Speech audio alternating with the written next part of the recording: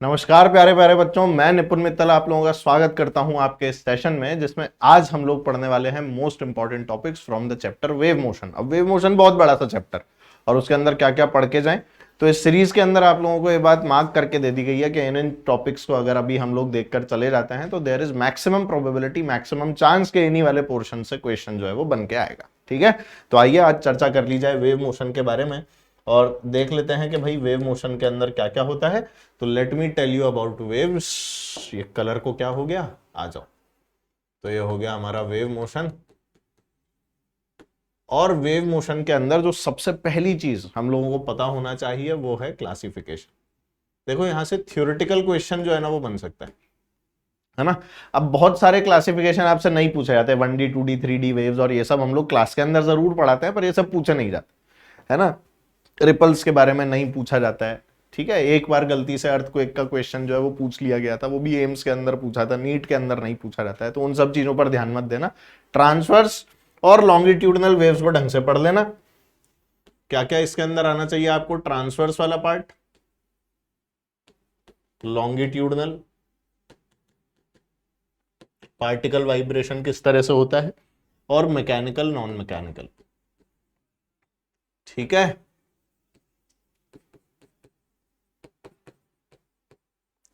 अगर ये वाला पार्ट आप लोग देख जाते हैं तो theoretically you can be sound from this part, और आप लोगों को फिर टेंशन लेने की जरूरत जो है ना वो नहीं रहती है। थोड़ा सा थ्योरी तो देखो यहां से देखकर जाना पड़ता है। तो क्लासिफिकेशन के अंदर से ये वाली थ्योरी हम लोग देख लेते हैं। अच्छा, क्लासिफिकेशन देखने के बाद में सिंपल इक्वेशन जो v equals to F lambda होती है, वेव की वेलोसिटी होती है, वो हम लोग यहां से देख लेते हैं। तो v equals to F lambda देख लो, वेव वेलोसिटी के बारे में जान लो, है ना। फिर हम लोग आगे बढ़े तो वेव की इक्वेशन सबसे इंपॉर्टेंट कहानी। तो वेव इक्वेशन देख जाइए जिसमें हम लोग y equals to A sine omega T minus K X तो लिखते ही हैं, साथ में ओमेगा और के की वैल्यूज के बारे में जानना बहुत जरूरी है कि ओमेगा क्या होता है और के क्या होता है। तो सबको पता है ओमेगा हमारा वही पुराना SHM वाला 2 पाई बाय कैपिटल टी है, और के हमारा 2 पाई बाय लैम्डा है। ठीक है, के को हम लोग क्या बोलते हैं, जल्दी से बता दो, सब भूल भाल गए। हाँ, 2 pi by lambda angular wave number.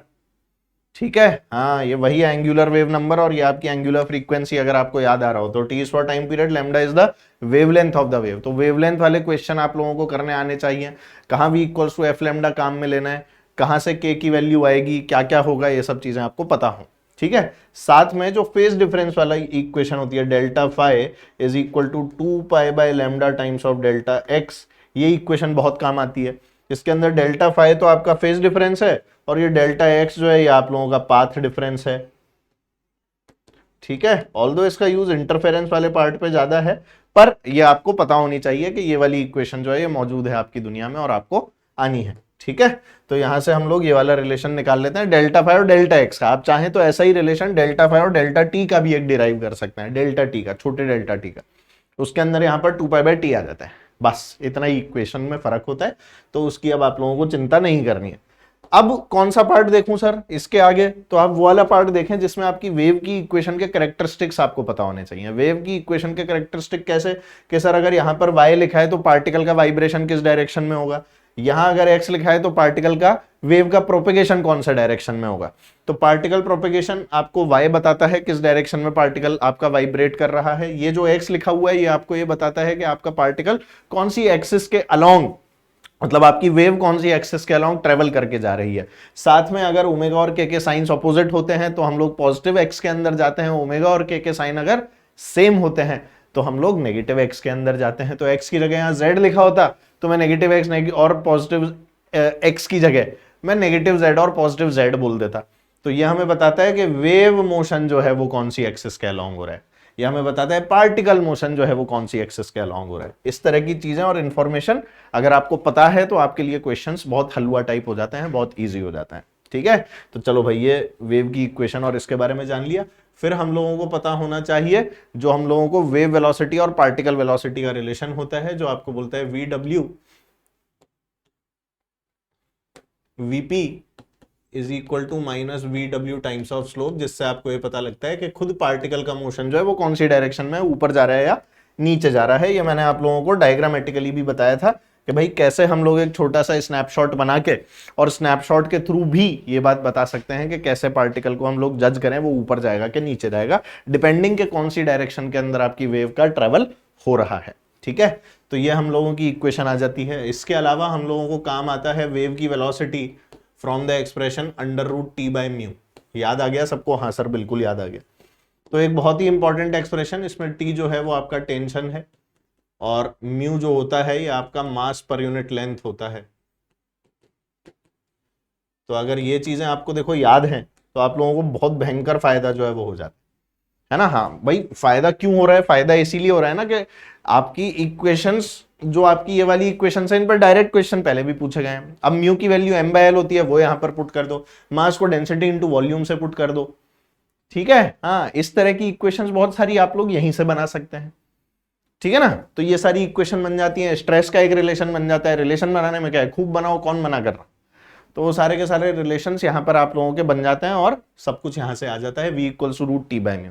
ठीक है, एक एक्सप्रेशन हम लोग निकालते हैं जिसमें velocity is a function of x, v = √gx, जो आप लोगों ने क्वेश्चन पढ़ा होगा, जिसमें हम लोग ऐसे एक रोप को लटका देते हैं, यहां से एक वेव जनरेट करते हैं, तो वेलोसिटी x का फंक्शन आती है। डायरेक्ट क्वेश्चन आया था, क्लास का एग्जाम्पल था, और उसी साल वो वाला क्वेश्चन क्लास के अंदर, वो एग्जाम के अंदर आया, नीट के एग्जाम में। और फिर एक्सेलरेशन भी निकलवाते थे हम तो, और टाइम भी निकलवाते थे। तो एक्सेलरेशन तो कांस्टेंट आता है उसमें g/2 का, टाइम की वैल्यू आप लोग बहुत इजीली फिर निकाल सकते हैं, कांस्टेंट एक्सेलरेशन है, इस कारण से टाइम जो है वो इक्वेशंस ऑफ मोशन के थ्रू हम लोग निकाल लेते हैं। तो डायरेक्टली एक्सप्रेशंस जो है ये सब आपको पता होने चाहिए। तो मैकेनिकल वेव्स मतलब जो आपकी स्ट्रिंग वेव्स होती हैं, उसके अंदर ये वाले पार्ट्स आपके इंपॉर्टेंट हो गए। मेन सिंपल से पार्ट ये वाले इनिशियल पार्ट हैं जो आपके इंपॉर्टेंट हैं। कई बार आपसे इंटेंसिटी ऑफ द वेव के बारे में भी बात कर ली जाती है, तो वो भी मैं यहां पर लिख देता हूं, है ना। क्योंकि भाई आपकी जो इंटेंसिटी होती है ये प्रोपोर्शनल टू a² होती है, तो डायरेक्ट फॉर्मूला इसके ऊपर आ जाता है। f² के भी डायरेक्टली प्रोपोर्शनल होती है। तो इनसे कोई रिलेशन लेकर आपकी इंटेंसिटी के क्वेश्चन जो है वो बनाए जा सकते हैं ग्राफिकल, कुछ इस तरह से कि आपको एक वेव जो है ना वो तो कुछ ऐसी दे दी, और दूसरी वेव जो है वो आप लोगों को मान लो कुछ ऐसी दे दी। तो इनके एम्पलीट्यूड भी कंपेयर हो जाएंगे, इनकी फ्रीक्वेंसी भी कंपेयर हो जाएगी, और आपसे इंटेंसिटी कंपेयर करा लेंगे कि दोनों वेव्स की इंटेंसिटी का रेशो जो है वो क्या है। तो ऐसे क्वेश्चंस कई बार आपसे पूछ लेते हैं। ठीक है, चलो, तो अगर ये बात आप लोगों को समझ में आती है तो मुझे लगता है कि आगे की कहानियां भी आप लोगों को बहुत इजीली समझ में आ जाएंगी, क्योंकि अब हम लोग बात करेंगे आप लोगों की साउंड वेव्स के बारे में। तो when we talk about sound waves, तो साउंड वेव्स आपका वो पोर्शन हो जाता है जिस पोर्शन के अंदर सबसे पहले तो वेलोसिटी जो है ना, इसकी डिपेंडेंसी देखनी होती है,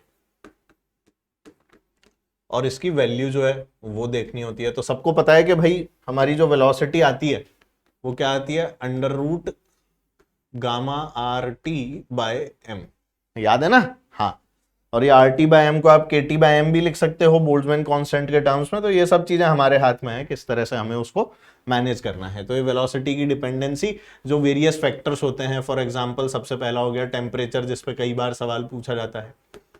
ठीक है, तो आप लोग सब जानते हैं कि v is directly proportional to √T। अगर एक ही गैस के बारे में बात हो रही है तो मॉलिक्यूलर मास वास जो है वो चेंज नहीं होगा, तो कोई दिक्कत ही नहीं है। टेम्परेचर के बाद में हम प्रेशर के लिए बोलते हैं, कोई फर्क ही नहीं पड़ता है। ठीक है, रिलेटिव डेंसिटी की फिर बात आती है, मॉइस्चर वाली जो है वो बात आती है, सब कुछ बता रखा है। और इसके बाद में जो हम लोग बात करते हैं वो करते हैं इफेक्ट ऑफ विंड। तो ये पोर्शन हमारे लिए इसलिए बहुत इंपॉर्टेंट हो जाता है। ठीक है, तो यहां से हम लोग क्वेश्चन की एक्सपेक्टेशन कर सकते हैं, क्योंकि ये वो पार्ट है जो इंपॉर्टेंट भी हो गया उसी के हिसाब से, है ना। वेलोसिटी की डिपेंडेंसी अलग अलग फैक्टर्स के ऊपर कैसे कैसे क्या क्या होती है। वेलोसिटी डिपेंडेंसी के बाद में जब हम लोग और देखते हैं तो देखो ये तो अपने को पता लग ही जाता है कि सॉलिड्स के अंदर सबसे ज्यादा होती है, उसके बाद में लिक्विड्स, और उसके बाद में गैसेस। ये सब हम लोग जानते हैं, सब इलास्टिसिटी डिपेंडेंट है, समझ गए ना। ये सब जाते हैं हम लोग अच्छे से, पहले बहुत अच्छे से पढ़ते भी हैं और इसीलिए सारी बातें जानते भी हैं। बाकी आप मैराथन वगैरह जो है वो देख सकते हैं, जिनके अंदर इन सब चीजों को बहुत डिटेल के अंदर समझाया गया है, बताया गया है, और फाइनल रिवीजन आप लोग उसके थ्रू कर सकते हैं। बट इट इज बेटर कि अब हम लोग क्लास नोट्स देख लें और जो इंपॉर्टेंट पॉइंट्स बताए जा रहे हैं उनके ऊपर थोड़ा सा ज्यादा ध्यान दे लें। ठीक है, वेलोसिटी की डिपेंडेंसी हो गई। इसके अलावा करेक्शंस जो होते हैं उनके बारे में हम लोग यहाँ पर बात कर लेते हैं। डिवाइसेस जो होते हैं, है ना, उनकी बात कर ली जाती है। तो जब हम लोग इसमें क्विंक्स ट्यूब की बात कर लेते हैं, है ना भाई, इसमें हम लोग रेजोनेंस ट्यूब की बात कर लेते हैं। पर ये करने से पहले हमको बात करनी होती है बेटा इंटरफेरेंस की। यस, किसकी बात करनी होती है? इंटरफेरेंस की। तो इंटरफेरेंस के अंदर मैक्सिमा मिनिमा की conditions, constructive interference, destructive interference वाले केसेस, ये सब आपको पता होने चाहिए। तो मैक्सिमा वाली कंडीशंस के अंदर डेल्टा एक्स की वैल्यू एन लैम्डा होती है, मिनिमा वाली कंडीशंस में डेल्टा एक्स की वैल्यू 2n+1 लैम्डा बाय 2 होती है। तो ये मैक्सिमा मिनिमा की कंडीशंस आपको पता हो, है ना। ये सब देखो पता नहीं होगी ना तो हमेशा प्रॉब्लम में रहोगे, है ना। वी हियर समथिंग और वी नॉट हियर समथिंग, ये सब उसी के ऊपर डिपेंडेंट है। तो you here complete silence, minima, you get a maxima, you here loud voice, it means you here a maxima. तो इंटरफेरेंस वाला पार्ट आ गया, ठीक है। इंटरफेरेंस के अंदर इंटेंसिटी वाला फॉर्मूला अगर आपको याद आ रहा हो तो इसमें इंटेंसिटी वाला फॉर्मूला क्या होता था? I = 4I0 cos square 5/2। बहुत ही इंपॉर्टेंट फॉर्मूला, डायरेक्ट क्वेश्चन आते हैं इस वाले फॉर्मूले के ऊपर। ए का फॉर्मूला, आई का फॉर्मूला, दोनों आप लोगों को पता होने चाहिए, ठीक है, जिससे कि हमें कोई दिक्कत इसके अंदर ना आए। अब इसी में जब हम लोग और आगे बढ़ते हैं तो इंटरफेरेंस वाले पोर्शन के अंदर हमें स्टैंडिंग वेव्स वगैरह जो हैं इनके बारे में भी पता होना चाहिए। तो भाई स्टैंडिंग वेव्स के अंदर किस तरह से एनर्जी जो है वो वहीं पर कन्फाइंड रहती है। कन्फाइंड एनर्जी जो होती है स्टैंडिंग वेव्स के अंदर कैसे आपके नोड्स बनते हैं, एंटी नोड्स बनते हैं। तो शायद आपको याद आ रहा होगा कि हम लोगों ने कैसे बनाई थी standing waves, if you remember this. कुछ याद है? नहीं सर कुछ नहीं याद है। हाँ आ रहा है कुछ याद? देखो ऐसे डब्बे बनाए थे, इसमें इनको क्या बोला था? Nodes, minimum displacement. इनको क्या बोला था? एंटी नोड्स, ठीक है।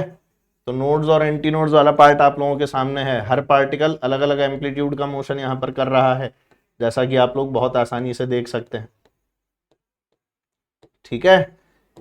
यस, इनकी इक्वेशन लिखी जाती थी, है ना। तो वेव का रिफ्लेक्शन, वेव का रिफ्लेक्शन किस किस से? एक बार हैवी मीडियम से जिसमें पाई का फेज चेंज होता था, ठीक है, और एक बार किससे बेटा? फ्री एंड से। कुछ याद नहीं आ रहा सर? क्यों याद आएगा? पढ़े ही नहीं तो याद आने का तो सवाल ही पैदा नहीं होता है। याद करिए, जब आपकी वेव हैवी मीडियम से रिफ्लेक्ट होकर आती थी तो पलटी मार कर आती थी या सीधी की सीधी आ जाती थी? ऐसे अगर वेव आपकी जा रही है तो पलट के आती थी, हैवी। और वहीं अगर हमारा फ्री एंड हुआ करता था, याद दिला रहा हूं देख लो, फिर बोलना मत कि मास्टर ने याद नहीं दिलाया था। फ्री एंड हुआ करता था तो जैसी आती थी वैसे ही लौट के आ जाया करती थी, ठीक है। तो मास्टर ने तो सब कुछ याद दिलाया था, तुमको नहीं याद रहा। हाँ, 2a cos omega T sine K X equation लिखा करते थे, उसमें एक एम्पलीट्यूड टर्म माना करते थे आर, ओमेगा टी वाली साइन के एक्स वाली टर्म को अलग रखा करते थे। कुछ याद नहीं है? नोड कहाँ बन रहा है, एंटी नोड कहाँ बन रहा है, कुछ नहीं पता है, हैं? 2a sin K x cos omega T, 2a sin K x sign omega T, सारे अलग अलग केसेस आप लोगों को बनवाए थे। तो एम्पलीट्यूड टर्म में एक्स आ जाया करता था, R equals to 2a sin K X होता था या फिर 2a cos के एक्स होता था, डिपेंडिंग कि आपका एंड जो है वो कैसा है, whether it is a rigid end और it is a free end, ठीक है। तो उसके हिसाब से सारी की सारी चीजें आपको पता लगती थी कि फाइनली वेव की इक्वेशन जो है वो कैसे होगी। उन चीजों को ध्यान से देख लेना, समझ गए। ये होने के बाद में हम लोगों को पता होना चाहिए किसके बारे में? रेजोनेंस ट्यूब, डायरेक्ट क्वेश्चन और उसका फॉर्मूला, ठीक है। और इसी में एंड करेक्शन, क्योंकि देखो जब हम लोग इस वाले पोर्शन को पढ़ते हैं तो हमारे पास में ऑर्गन पाइप की कहानी जो है ना बेटा वो आ जाती है, जो असल में बहुत इंपॉर्टेंट हुए। तो जैसे ऑर्गन पाइप चलता है वैसे ही कौन चलता है? आपका सोनोमीटर वायर भी चलता है।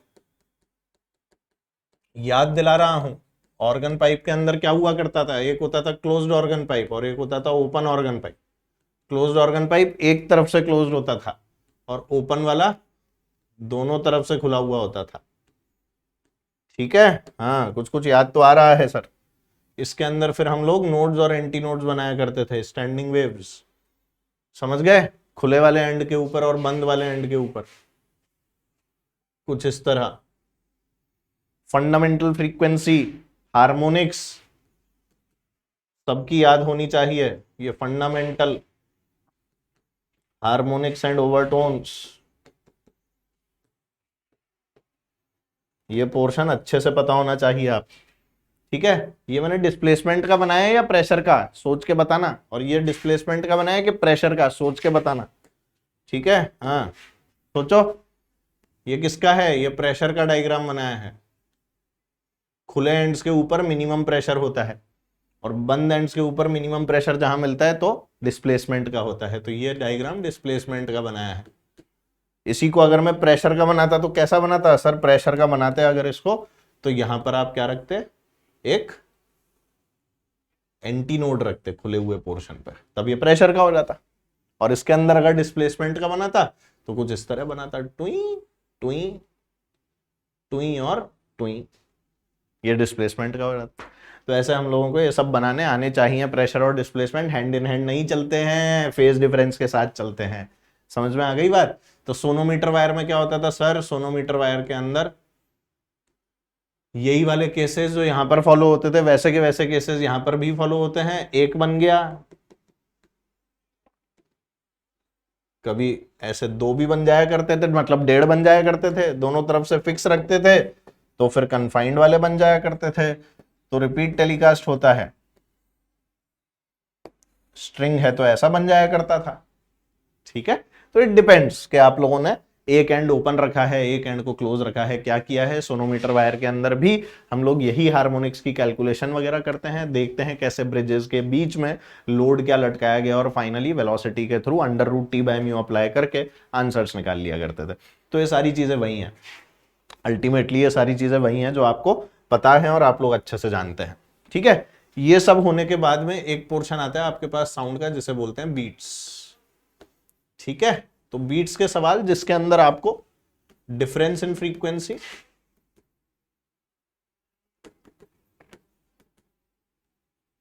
और बीट पीरियड, इसके बारे में अच्छे से आइडिया होना चाहिए। ये वाले जो क्वेश्चन है ये डॉपलर के साथ कंबाइन होकर भी आपसे पूछे जाते हैं, तो इसलिए इसका थोड़ा सा ध्यान रखना है ना। हाँ, ये आपको ट्यूनिंग फोक वगैरह दे देते हैं, ट्यूनिंग फोक की फ्रीक्वेंसी में ये होगा ये होगा, तो वैक्सिंग करने से क्या होता है और वेनिंग करने से क्या होता है, वो सारी की सारी चीजें आप लोग जानते हैं। ठीक है, वैक्सिंग करने से हम लोग फ्रीक्वेंसी कम कर देते हैं, वेनिंग करने से हम लोग फ्रीक्वेंसी को बढ़ा देते हैं। तो ये सारी चीजें आप लोगों को पता होनी चाहिए। ठीक है ना। हाँ, गिटार का वायर हो गया, सितार का वायर हो गया, ये जितनी भी चीजें हैं इसके अंदर अगर हम लोग टेंशन बढ़ा देते हैं तो in that case frequency also increases, और अगर टेंशन कम कर देते हैं तो फ्रीक्वेंसी ऑल्सो डिक्रीजेज। तो उसे टाइट करोगे तो फ्रीक्वेंसी बढ़ेगी, लूज करोगे तो फ्रीक्वेंसी कम हो जाएगी। ये सब चीजें हम लोगों ने पढ़ी हुई होती हैं। तो बीट पीरियड और डिफरेंस इन फ्रीक्वेंसी आपको निकालना अच्छे से आना पड़ेगा अगर बीट्स के बारे में जानना है तो। ये पढ़ने के बाद में आता है डॉपलर। ठीक है, तो डॉपलर इफेक्ट की जब हम लोग बात करते हैं तो वही सिंपल फॉर्मूला अगर आपको याद हो तो F dash is equal to क्या होता था? F times of V plus minus velocity of the observer upon V minus plus velocity of the source. ब्रह्मास्त्र सीधे हमेशा यही अप्लाई करो। और इस फॉर्मूले की खास बात क्या होती थी बोलो? प्लस साइन कब लगेगा? When observer moving near, observer moving near source. ठीक है, माइनस कब लगेगा? Observer moving away from the source. अरे आई बात समझ? फिर बोलो Vs के लिए जल्दी, ये तो किसके लिए हो गया? वेलोसिटी ऑफ द ऑब्जर्वर के लिए। Velocity of the source plus sign कब? दूर या पास? पास आने पर, तो सोर्स मूविंग क्लोज।